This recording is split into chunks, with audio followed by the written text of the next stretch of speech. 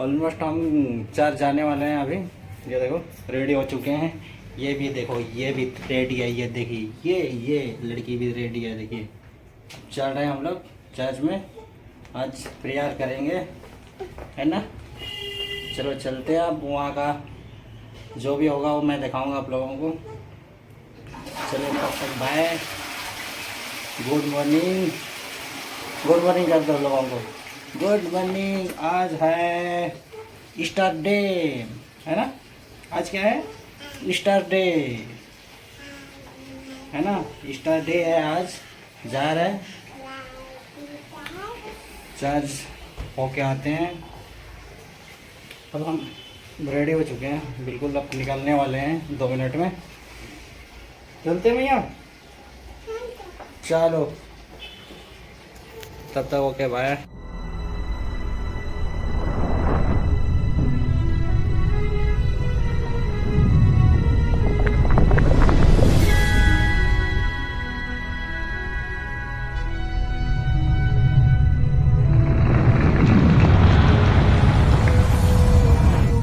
आरंभ में परमेश्वर ने संपूर्ण सृष्टि की रचना की।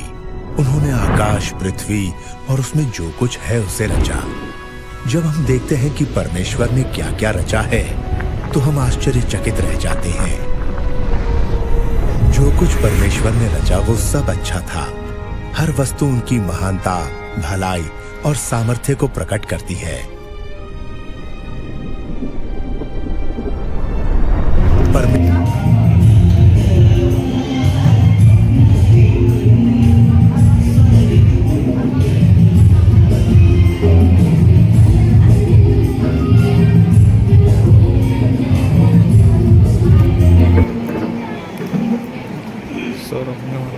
चर्च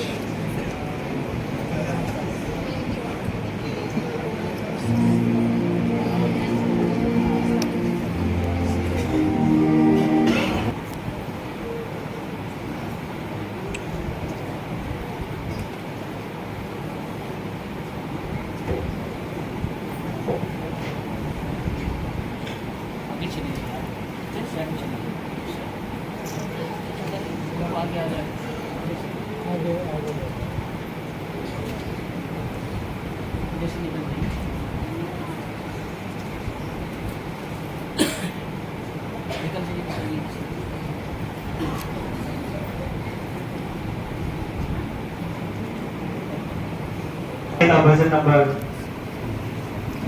98 पहला और दूसरा पद का अवार्ड के रूप में ग्रहण करेंगे। भजन संहिता भजन नंबर 98 पहला और दूसरा पद को हम सुनेंगे। यहोवा के लिए एक नया गीत गाओ, क्योंकि उसने आश्चर्य कर्म किए हैं। उसके दाहिने हाथ और पवित्र भुजा ने उसके लिए उद्धार किया है।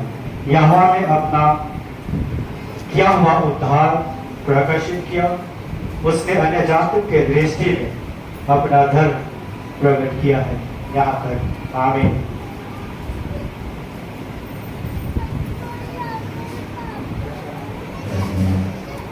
हम लोग साक्षी वाणी से गीत गाएंगे। साक्षी वाणी गीत नंबर 65। साक्षी वाणी गीत नंबर 65 को गाते आज के पुनरुत्थान गिरजाराधना को आरंभ करेंगे।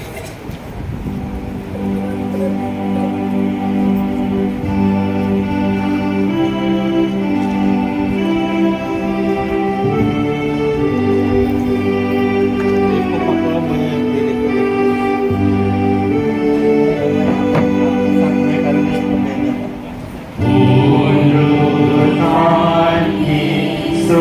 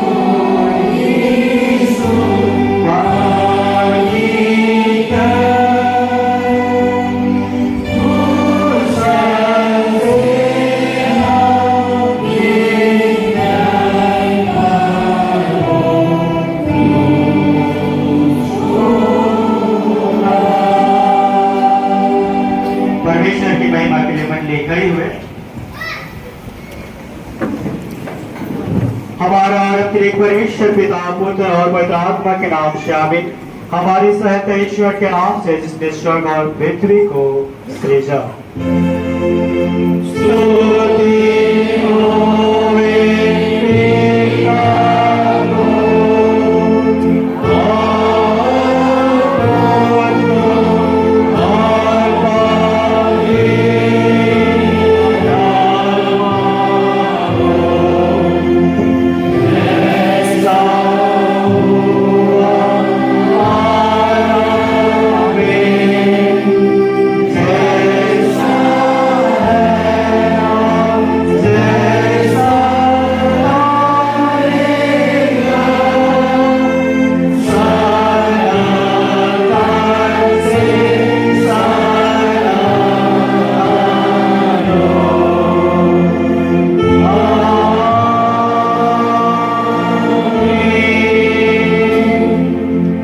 ईश्वर के सामने अपने पापों को खड़े खड़े दिन से मान ले।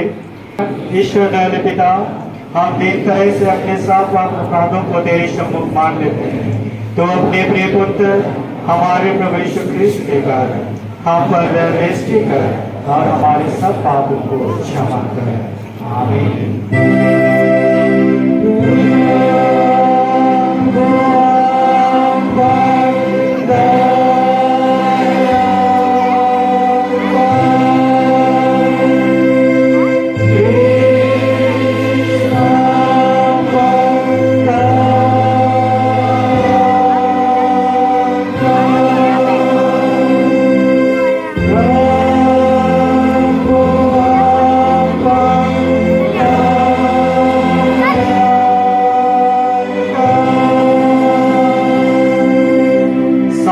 वचन सुने रोमी 10:9।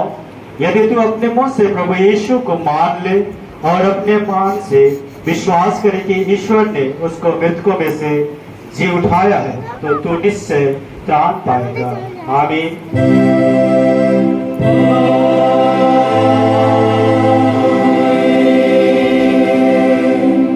सबसे ऊंचे स्थान में ईश्वर का गुणानुवाद हो।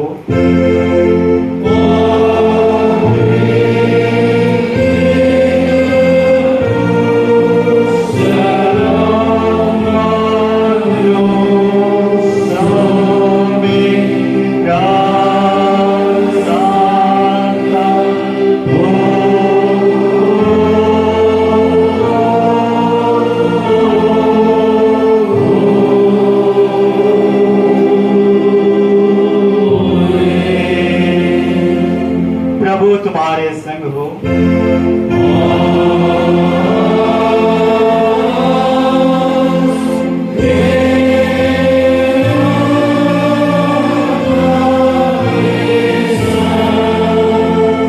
हम प्रार्थना करें।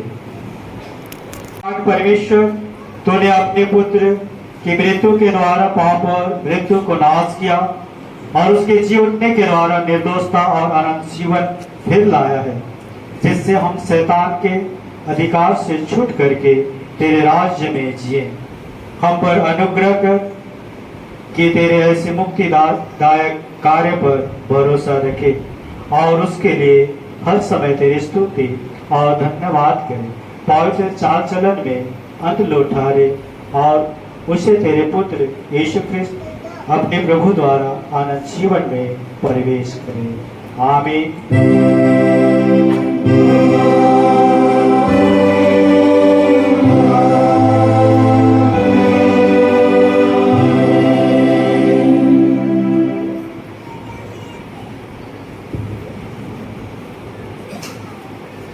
आज के लिए पहला पाठ वचन हमें मिलता है मरकुस रचित सुसमाचार अध्याय संख्या 16 वचन 1 से लेकर 8 पद तक। मरकुस रचित सुसमाचार अध्याय संख्या 16 वचन 1 से लेकर 8 पद तक। यहाँ परमेश्वर का जीवित वचन ऐसा लिखा हुआ हमें मिलता है। जब सप्त का दिन बीत गया तो मरियम मगदलिनी और याकूब की माता मरियम और सलोमी ने सुगंधित वस्तुएं मोल ली कि आकर उस पर मले। सप्ताह के पहले दिन बड़े भोर जब सूरज निकला ही था वे कब्र पर आई और आपस में कहती थी, हमारे लिए कब्र के द्वार पर से पत्थर कौन लुढ़काएगा। जब उन्होंने आंख उठाई तो देखा कि पत्थर लुढ़का हुआ है। वह बहुत ही बड़ा था। कब्र के भीतर जाकर उन्होंने एक जवान को श्वेत वस्त्र पहने हुए दाहिनी ओर बैठे देखा और बहुत चकित हुई। उसने उनसे कहा, चकित मत हो, तुम यीशु नासरी को जो क्रूस पर चढ़ाया गया था ढूंढती हो। वह जी उठा है, यहाँ नहीं, देखो यही वह स्थान है जहाँ उन्होंने उसे रखा था। परंतु तुम जाओ और उसके चेलों और पतरस से कहो कि वह तुमसे पहले गलील को जाएगा, जैसा उसने तुमसे कहा था तुम वही उसे देखोगे। और वे निकलकर कब्र से भाग गई, क्योंकि कांपती और घबराहट उन पर कपकपी और घबराहट उन पर छा गई थी, और उन्होंने किसी से कुछ ना कहा क्योंकि डरती थी। यहाँ तक तेरा धन्यवाद हो हे कृष्ण यीशु। हालेलुया।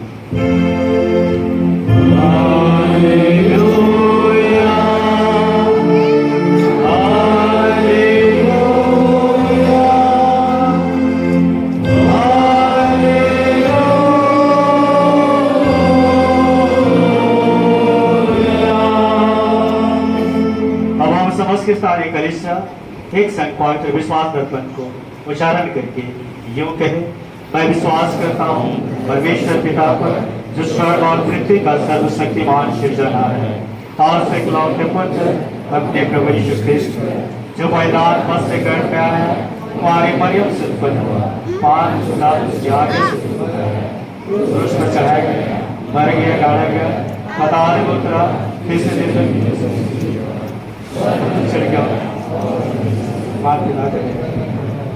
जहाँ से वह चित्त और मृत्यु का विचार करने को फिर आए।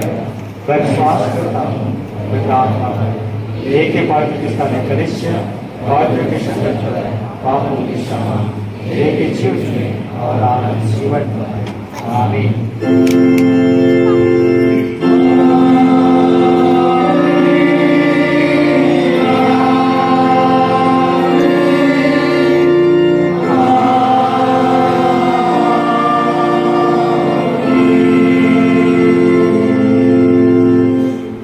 ये बैठ जाए जैसे भाई कोयर के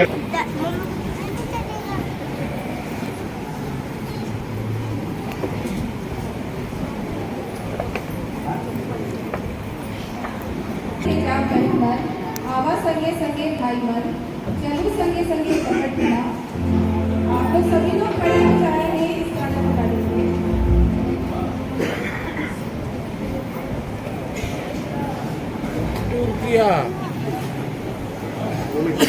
खड़े हो सकते हैं ना सब लोग? आप लोग विश्वास करते हैं ना प्रभु यीशु मसीह हमारे लिए जी उठा है? ठीक है ना?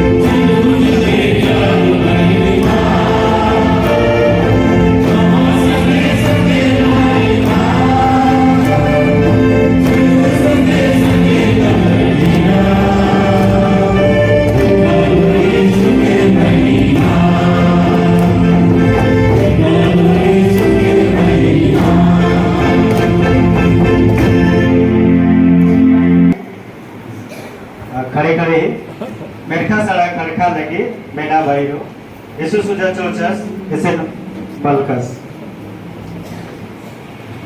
मेरी खसरा खड़का लगी मेना भाईरो मेरी खसरा खड़का लगी मेना भाईरो यसु सुजा चोचस इसे बलका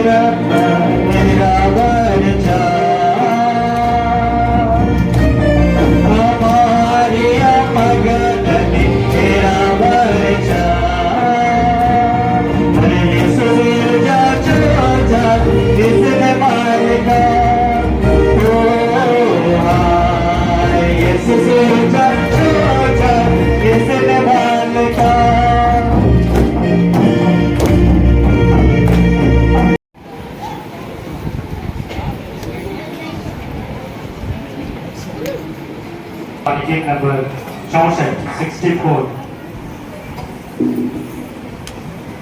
Sakshivani gate number 64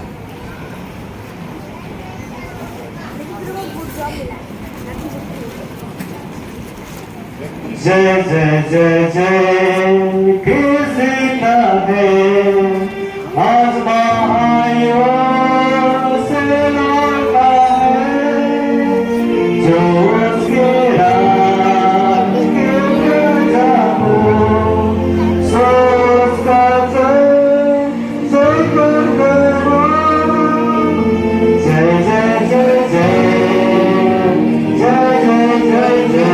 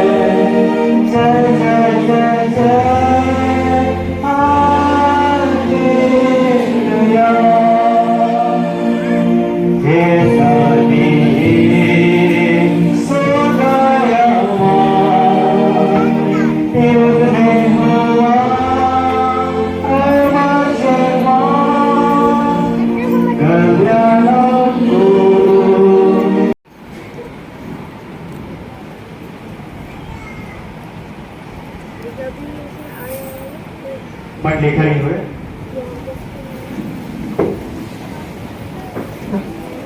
तुम्हें हमारे पिता परमेश्वर और जीव के यीशु क्रिस्त की ओर से अनुग्रह और शांति बहुत से मिले आमीन। प्रार्थना करें।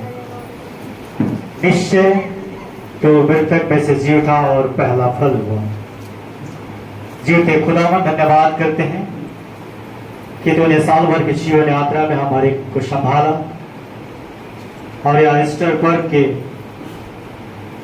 आराधना में हमारे को शामिल किया है कि हम उस उद्धारकर्ता जी उठे यीशु ख्रिस्त की गवाही और तेरे वचन के प्रचार प्रसार के लिए अपने जीवन को तेरे हाथों में समर्पित करने पाए। प्रार्थना है हमारे के गुनाहों को क्षमा कर और बिना परमेश्वर तो अपने आशीष अपने ज्ञान और बुद्धि से हमारे को परिपूर्ण कर कि हम आज के वचन के गुण रहस्य को समझने पाए और वचन के अनुसार हमारा जीवन तुझे पर समर्पित होकर हम आगे बढ़ने वाले हो सके। यहाँ उपस्थित हर एक विश्वासियों को तेरे हाथों में समर्पित करते हैं प्रभु, तो हर एक को वचन की आशीष से परिपूर्ण कर। प्रार्थना तेरे बेटे हमारे उद्धार करते जीवते मसीह यीशु के मधुर और बेटे नाम में मांगते हैं, सुन और स्वर्गराज में ग्रहण कर। आमीन।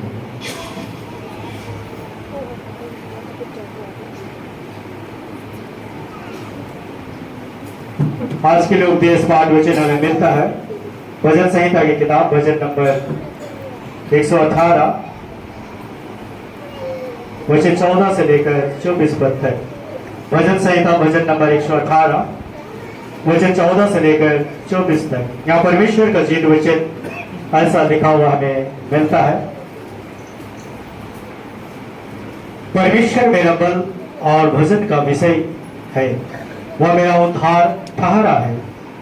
धर्मियों के तंबुओं में जय जयकार और उद्धार की ध्वनि हो रही है। यहोवा के दाहिने हाथ से पराक्रम का काम होता है। यहोवा का दाहिना हाथ महान हुआ है। यहोवा के दाहिने हाथ से पराक्रम का काम होता है।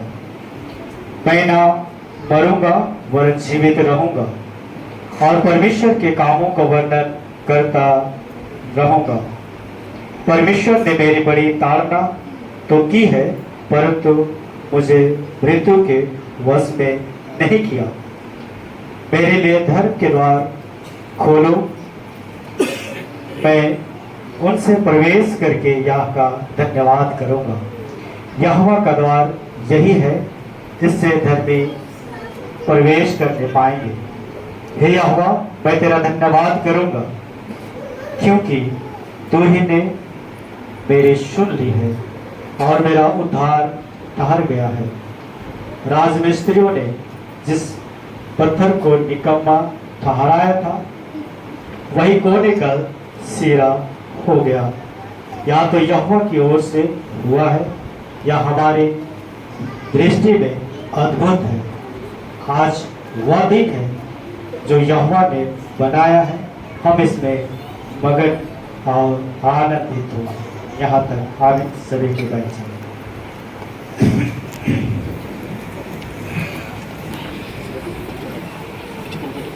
संगति में आकर उसके जीवित वचन को बना ध्यान करें, उसकी पवित्रता की ओर हम चले जो हमसे वह चाहता है। जब हम इस दिन को स्मरण करते हैं, हम उन बातों को भी याद करते हैं जो यूरोप कंट्री में एक कथा के रूप में प्रचलित है कि जब दो देशों की लड़ाई हो रही थी, और स्वाभाविक है जब लड़ाई होती है तो दोनों देश जीतेगा नहीं, एक देश को हारना ही पड़ता है और एक देश को जीत हासिल होती है। जो दोनों देश की लड़ाई चल रही थी और किसके लिए? हमारे लिए। और वह सुनिश्चित कर दिया कि हम अब उनके संग बादलों में जाएंगे। जैसे हमने गीत गा रहा था अभी थोड़ी देर पहले, यीशु जिंदा है, हम बताने आए।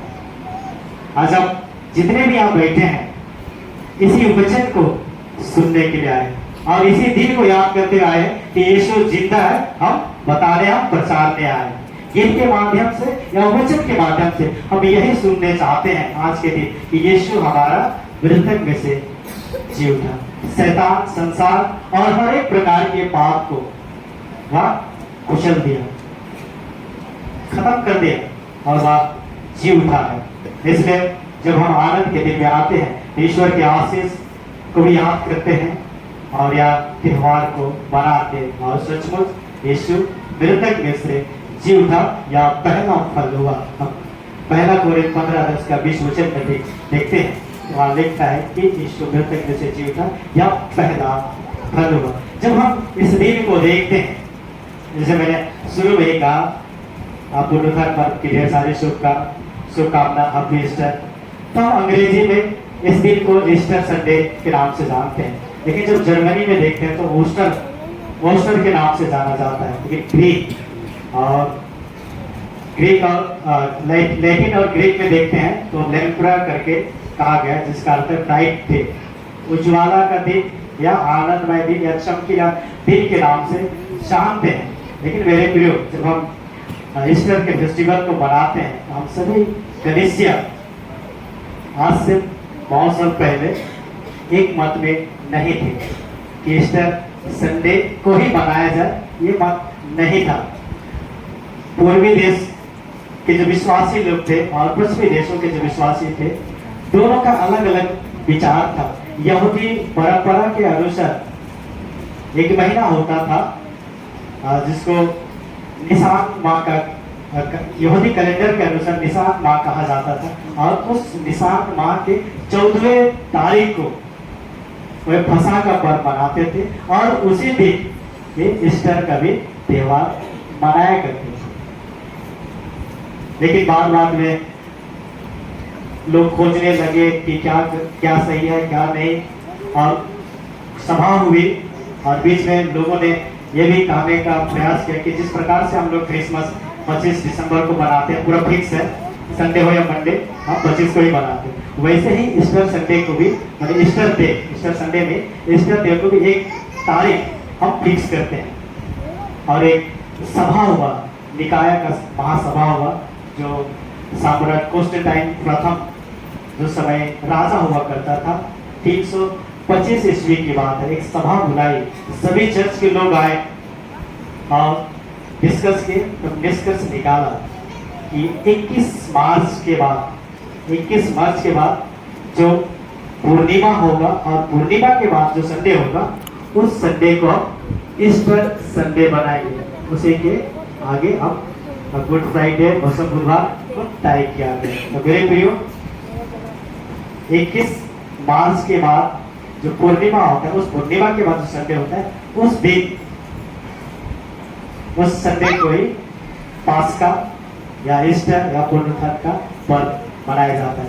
अगर आप पूर्णिमा अवश्य जो भी है इसमें विश्वास करते हैं, देखते हैं, विश्वास तो अलग बात है, लेकिन हम लोग जानते हैं कि आज पूर्णिमा है, आज अवश्य है, तो इस महीना का 25 तारीख जो मंडे था, पूर्णिमा का दिन था, और ठीक 25 के बाद जो आज संडे होता है या ईस्टर संडे कहलाता है। और पूरे जगत के जितने भी विश्वासी लोग हैं, क्रिस्त विश्वासी लोग हैं, क्रिस्त पर ईमान रखने वाले हैं, आज के दिन ईस्टर संडे के रूप में मनाते हैं। इसलिए जब हम आज के वचन को देखते हैं, भजन संहिता भजन नंबर 118, जब हम भजन संहिता 111 से लेकर 118 तक पढ़ेंगे, तो यह राजा दाऊद का हालेलुया का गीत है, स्तुति और महिमा का भजन है कि परमेश्वर ने उनके जीवन में, राजा दाऊद के जीवन में जो आशीष प्रदान की, जो चमत्कार उनके जीवन में किया, जो सुरक्षा उनके जीवन में प्रदान किया, उन सारी सुरक्षाओं के लिए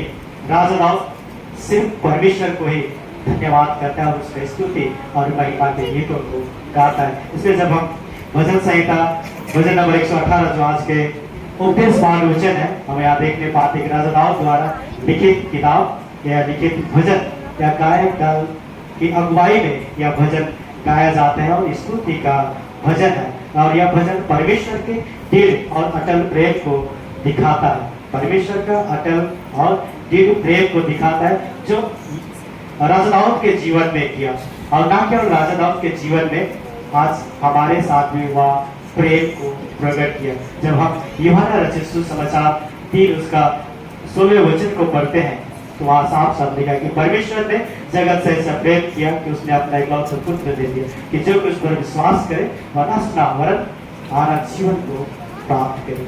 क्या परमेश्वर अपने प्रेम को यीशु मसीह के द्वारा इस जगत में प्रकट कर दिया।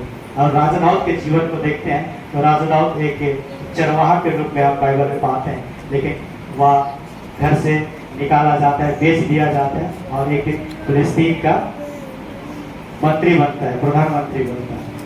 तो उस यात्रा को राजा दाऊद याद करता है कि मैं कहाँ था, मेरा परिवार की स्थिति क्या थी, मेरे भाइयों ने मुझसे प्रेम नहीं रखा और मुझे बेच दिया, लेकिन आज वह परमेश्वर मेरे साथ है।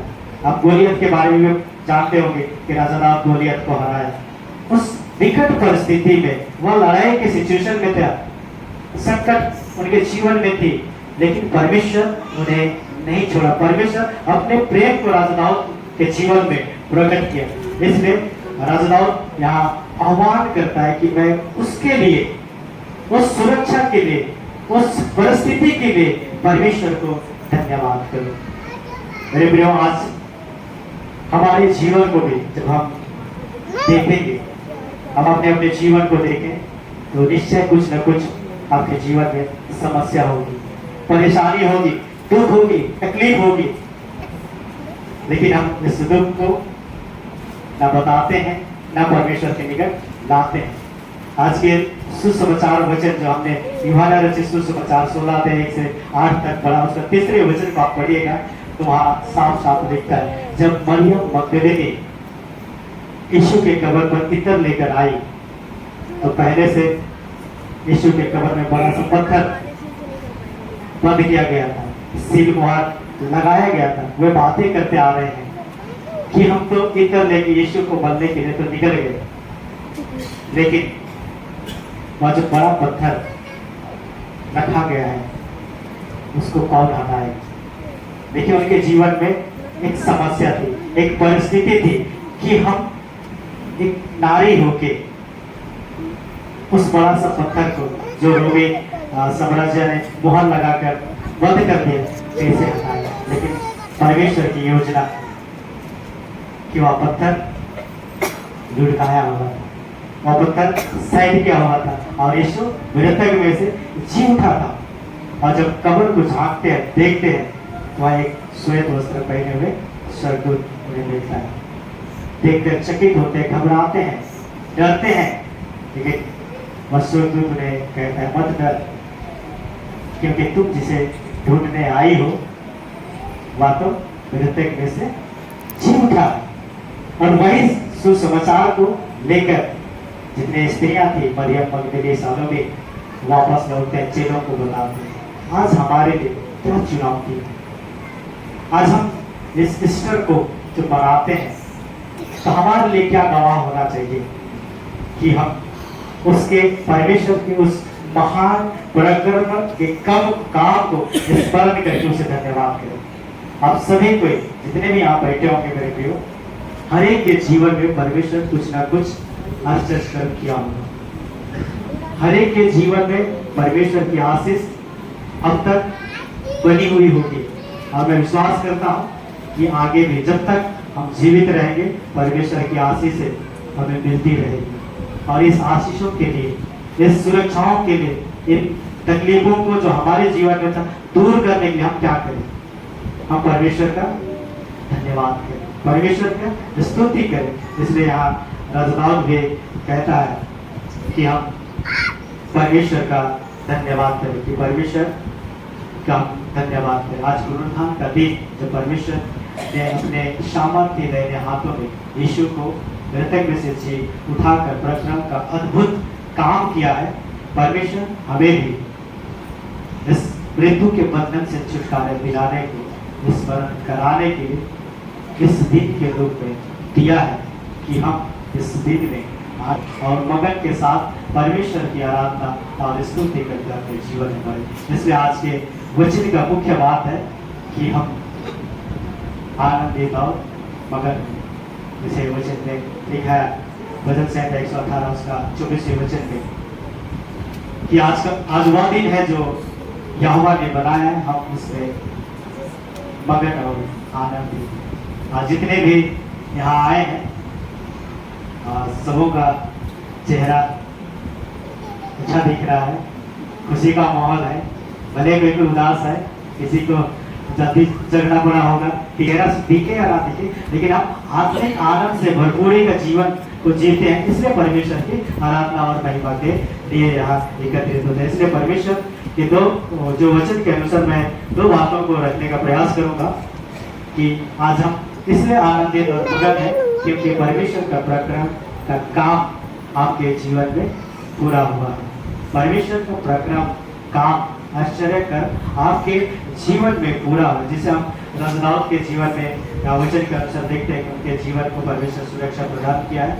आज हमारे जीवन को भी वह सुरक्षा प्रदान करना चाहता है, वह हमें भी ऊंचा उठाना चाहता है हर एक क्षेत्र में, ना केवल आत्मिक क्षेत्र में, लौकिक क्षेत्र में। आप जिस भी क्षेत्र में बढ़ना चाहते हैं, पढ़ाई लिखाई के जीवन में, नौकरी पेशा के जीवन, हर एक क्षेत्र में परमेश्वर आपको बढ़ाना चाहता है। बस शर्तें हैं कि आप उस विश्वास के साथ, उस ईमान के साथ, उस श्रद्धा के साथ परमेश्वर की आराधना करें, क्योंकि परमेश्वर का जीवन साफ साफ दिखता है कि परमेश्वर की आराधना आत्मा और सच्चाई से की जाती है। जब तक हम परमेश्वर की आराधना आत्मा और सच्चाई से नहीं करेंगे मेरे प्रियो, हो सकता है वह पराक्रम का काम वह अद्भुत कार्य हमारे जीवन में पूरी नहीं होगी। इसलिए जब हम परमेश्वर के निकट आते हैं तो उन वचनों को भी याद करें कि यीशु मुर्दों में से जी उठा है और हमें ऊंचा किया है, हम भी एक दिन ऊंचे उठाए जाएंगे। इसलिए आज हम परमेश्वर के निकट आवे और अपने हर एक जरूरतों को उनके समक्ष रख दे, वही हमारे जरूरतों को पूरा करेगा। और दूसरी बात है कि हम आज आनंदित और मगन इसलिए हो क्योंकि ईश्वर ने हमारे लिए स्वर्ग का द्वार खोल दिया है, क्योंकि परमेश्वर ने हमारे लिए पूरे विश्वासियों के लिए स्वर्ग का द्वार खोल दिया है। प्रियो, आज का वचन यहाँ राजा जिसे आदेश देता है कि मेरे लिए द्वार खोलो, मैं प्रवेश करना चाहता हूँ, मैं धन्यवाद का भेंट चढ़ाना चाहता हूँ, आप मंदिर का द्वार खोल दिया है। आज मैं भी विश्वास करता हूँ कि आप परमेश्वर की आराधना करने के साथ साथ वह धन्यवाद का भेंट, धन्यवाद का बलिदान चढ़ाने के लिए इस मंदिर में, इस चर्च में प्रवेश किए हैं। जो पहले आए थे होंगे शायद दरवाजा बंद था, जो पहले पहुंचे होंगे शायद दरवाजा बंद था, लेकिन किसी ने खोल दिया होगा। किसी वजह का दरवाजा मेरे लिए दरवाजा खोल दे कि मैं अंदर प्रवेश करूं और परमेश्वर की महिमा करूं। आज कुछ लोग लेट हो गए तो शायद दरवाजा के बाहर होंगे, लेकिन आप धन्य हैं कि परमेश्वर के मंदिर में आपको मौका मिला, जगह मिला। ये अद्भुत योजना है मेरे प्रिय, और ये परमेश्वर की आशीष है कि आपके जीवन में, हर एक के जीवन में वह देना चाहते हैं। लेकिन जब हम अपने जीवन को उस आशीषों के लिए तैयार नहीं करेंगे तो हो सकता है उस आशीष से हम वंचित हो जाएंगे। इसलिए जी उठे यीशु ख्रिस्त स्वर्ग का द्वार खोल दिया, जी उठे यीशु ख्रिस्त स्वर्ग का द्वार खोल दिया। स्वर्ग हम इसलिए नहीं पहुंच पा रहे थे कि पाप का बंधन हमें जकड़ा हुआ था, लेकिन पाप और श्राप और मृत्यु को यीशु मसीह तोड़ दिया, हरा दिया, और वह दरवाजा खुल गया। हमने गुड फ्राइडे के दिन एक वचन स्मरण किया कि जब यीशु अपना प्राण त्याग दिया तो मंदिर का पर्दा बीच से फट गया, सारा देश अंधियारा हो गया, भूलोल हुई। और जो पर्दा फटना मेल मिलाप को दर्शाता है, संगति को दर्शाता है। आज हम डायरेक्ट परमेश्वर से संगति कर पाए, इसलिए जब हम परमेश्वर के निकट आते हैं, यीशु क्रिस्त दुख उठाया मृत्यु से ही और जी उठकर स्वर्ग का द्वार हमारे लिए खोल दिया। बस करते हैं कि हम उसमें प्रवेश कैसे करें। जब हम यूहन्ना रचित सुसमाचार को पढ़ेंगे, यूहन्ना 14 अध्याय उसका 3 से लेकर आगे, वहाँ लिखता है कि मैं तुम्हारे लिए जगह तैयार करने जाता हूँ, जब जगह तैयार करूंगा तो तुम्हें लेने आऊंगा, मैं जहाँ रहूंगा वहाँ तुम भी रहोगे। यह प्रतिज्ञा। लेकिन मेरे प्रियो, जब वह लेने आएगा तो यीशु क्रिस्त कभी की आगमन होगा, क्या हम तैयार पाए जाएंगे? क्या हम तैयार पाए जाएंगे? नहीं, तैयार नहीं पाए जाएंगे तो कैसे उठा लिए जाएंगे? बस छोड़ दिए जाएंगे। और जब हम उसी वचन में आगे बढ़ते हैं, यूहन्ना रचित सुसमाचार 14 उसका 6 वचन, मार्ग सत्य और जीवन, मैं कोई मेरे बिना स्वर्ग नहीं पहुंच सकता, पिता के पास नहीं पहुंच सकता। मार्ग भी यीशु है, सत्य भी यीशु है और जीवन भी यीशु है। इसलिए प्रकाशित वाक्य को आप पढ़िएगा, प्रकाशित वाक्य 1 उसका 18वें वचन में लिखता है कि मैं मर गया था, अब युगाना युग के लिए जीवित हूँ। मैं मर गया था, अब युगाना युग के लिए जीवित हूँ। अब मृत्यु और अधोलोक की कुंजी मेरे पास है। स्वर्ग और पृथ्वी का अधिकार यीशु के पास है। इसलिए मत्ती रचित सुसमाचार 28 उसका 19 वचन में है, स्वर्ग और पृथ्वी का समस्त अधिकार मुझे दिया गया। इसको यीशु ख्रिस्त को दिया गया है, समस्त अधिकार स्वर्ग और पृथ्वी का। कि जाकर सब देशों के लोगों को शिष्य बनाओ, पिता पुत्र और पवित्र आत्मा के नाम से बपतिस्मा दो, और उन्हें जो बातें मैंने तुम्हें सिखाई उन्हें मानना सिखाओ और देखो जगत के अंत तक मैं तुम्हारे साथ हूं। यह प्रतिज्ञा मेरे प्रियो आज यीशु के पास वह चाबी है और कुंजी है। जब हम यीशु के संगति में चलेंगे तो वह हमारे लिए द्वार खोल देगा और हम उसमें उस स्वर्ग में प्रवेश करने पाएंगे। इसलिए मेरे प्रियो आज हमें न केवल आनंद और मगन होने की बात है, हमें अपने जीवन को तैयार करने की व्यवस्था है। आनंद और खुशी का हम रोज मनाते हैं, 365 दिन किसी न किसी बहाने हम खुशी मनाते ही हैं। आज ऐसा हो गया, ठीक है, रोज हम आनंद मानते हैं, लेकिन जब संगति में आते, परमेश्वर के निकट आते हैं, वह आनंद आत्मिक रूप से तब मिलेगा जब हम स्वर्ग में परमेश्वर से आमने सामने मिलेंगे। इसलिए मेरे प्रियो आज हम एक गवाह के रूप में परमेश्वर के वचन को अपने कर्मों के द्वारा से, अपने बोली वचन, अपने व्यवहार के द्वारा से प्रचार करें। ये प्रचार का काम हर एक विश्वासियों का है, क्योंकि मैंने शुरू में कहा प्रेरित क्रिया 1 उसका 8वें वचन में लिखा है, जब तुम पर पवित्र आत्मा की सामर्थ उतरेगा तो तुम दुनिया के छोर तक मेरे गवाह बनोगे। जब हम यूहन्ना रचित सुसमाचार को पढ़े और मार्कुस रचित सुसमाचार 16 उसका 1 से 8, वहाँ स्त्रियों ने यीशु मसीह का दर्शन करने के लिए आए और वे उस वचन को सुनकर कि यीशु जीवित हो गया, जी उठा, प्रसाद में गए। आज हम जितने भी यहाँ इस वचन को सुने, मैं समझता हूँ कि आज आप भी इस वचन को किसी ना किसी रूप से प्रचार व्हाट्सएप के थ्रू से या तो और के थ्रू से, लेकिन व्हाट्सएप उन लोगों को करिए जो लोग यीशु मसीह को नहीं जानते, और अपने लोगों को करेंगे तो क्या होगा? हम जितने विश्वासी लोग सभी भी जानते हैं कि यीशु मसीह मृतक में से जी उठा, लेकिन जो नहीं जानते हैं उनको आप यह मैसेज फॉरवर्ड कीजिए, उनके पास यह मैसेज पहुंचाइए ताकि वे जाने और जो अंकार में होंगे वे परमेश्वर के उजाले में चढ़ा, तब हम इस गवाही का कारण बनेंगे और परमेश्वर हमारे जीवन को भी आशीषित करेंगे। परमेश्वर इस वचन के द्वारा से हमारे को आशीष दे, हमारे को अगुवाई कर कि हम उसके प्रचार करें। आगे मैं प्रार्थना करें। धन्यवाद कि परमेश्वर तेरे निकट आते हैं, हम तेरे सारे आशीषों को स्मरण करके धन्यवाद करते हैं कि खुदावन तूने हमारे पाप के लिए अपने बेटे को इस जगत में भेजा और वह हमारे लिए कुर्बानी दी और वह मृत्यु के वास में नहीं रहा, वह मृतक में से जिलाया गया। और आज हम इसी बातों को क्या स्मरण करते, याद करते कि प्रभु हम भी एक दिन स्वर्ग में उठा ले जाए। अपने वचन में क्या पुनरुत्थान और जीवन में जो मुझ पर विश्वास करेगा और मर भी जाए तो वह तख्ते पे जिला उठेगा। मेरे परमेश्वर धन्यवाद करते हैं कि तो मैं जो प्रतिज्ञा किया कि अंतिम दिन सबों को जिला उठाए, हम हर एक विश्वासियों को ऐसे ही अगुवाई करके निरंतर तेरे संगति में रहकर अपने जीवन को तैयार करें और तेरे जीव के यीशु ख्रिस्त का जो संदेश जगत के छोड़ कर प्रचार में और प्रसार में होने का सारी आदर महिमा तुझे को समर्पित करती है। ये प्रार्थना उद्धारकर्ता क्रूस ढाके जी उठे मसीह यीशु के नाम से सुन और स्वर्गराज में आमीन। और ईश्वर की शांति जो समस्त ज्ञान से पूर्ण है, हर एक के मन की रक्षा अब से लेकर सदा तक रहती है। आमीन।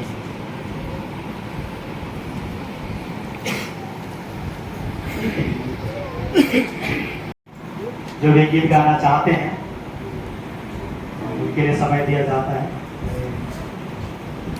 आप एक लाइन में खड़े होकर गीत गा सकते हैं।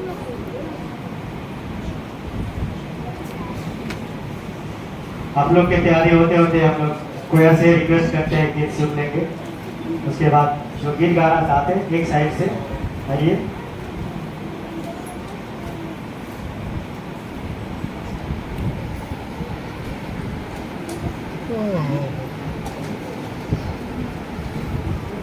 कौन होगा?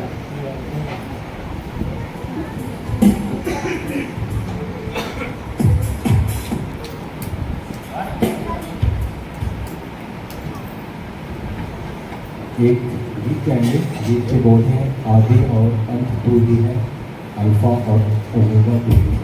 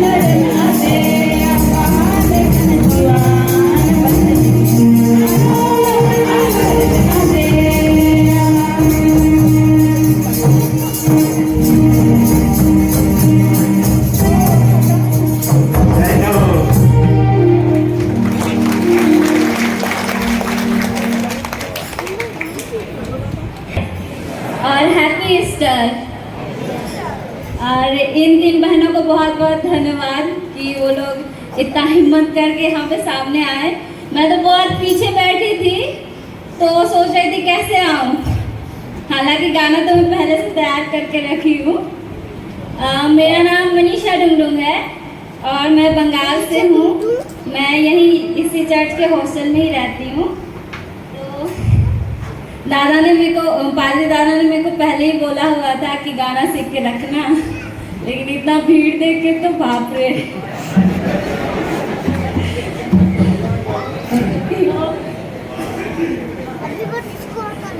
गाना का बोल इस तरह है, ओ आकाश और सूर्य चंद्रमा स्तुति करो सारा भूमंडल। पद है, यीशु ने तुझसे प्रेम किया, तेरे लिए अपना प्राण दिया, नर्क से आत्मा को बचा लिया, अनंत जीवन सबको दिया। अगर जानते हैं तो मेरे साथ गाइएगा, नहीं जानते हैं तो भी मेरे साथ गाइएगा। ठीक है, मैं एक बार सुना देती हूँ।